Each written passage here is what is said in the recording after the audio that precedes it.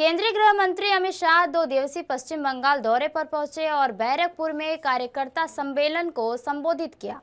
उन्होंने मुख्यमंत्री ममता बनर्जी और उनकी सरकार पर निशाना साधते हुए कहा कि वे बांग्लादेशी घुसपैठियों को संरक्षण देने और राष्ट्रीय गीत वंदे मातरम का विरोध करने के लिए जिम्मेदार हैं। अमित शाह ने कहा कि वंदे मातरम का विरोध केवल प्रधानमंत्री मोदी का विरोध नहीं है, बल्कि यह बंगाल की अस्मिता और भारत के स्वाभिमान का विरोध है।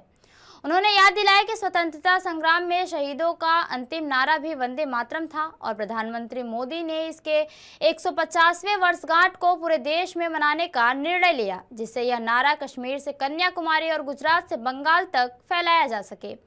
पश्चिम बंगाल समेत तमिलनाडु, केरल, असम और पुडुचेरी में इस साल के अंत में विधानसभा चुनाव होने को हैं।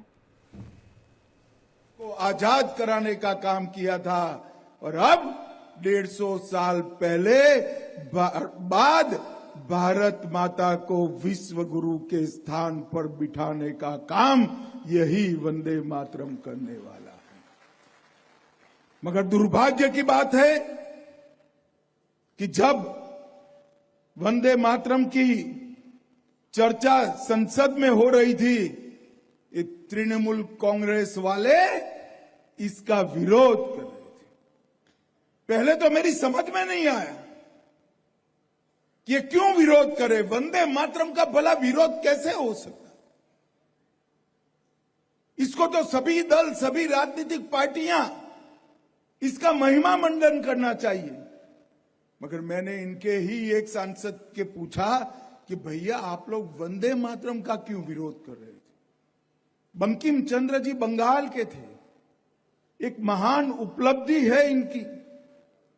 तब उसने कहा हमारी वो घुसपैठिया वोट बैंक वंदे मातरम से नाराज है, इसलिए हम विरोध कर रहे हैं। अरे शर्म करो ममता, शर्म करो।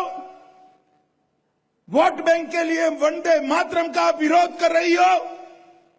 बंगाल की जनता आपको माफ नहीं करेगी। 26 के चुनाव में आपका इस कृत्य का हिसाब किताब बंगाल की जनता बहुत अच्छे से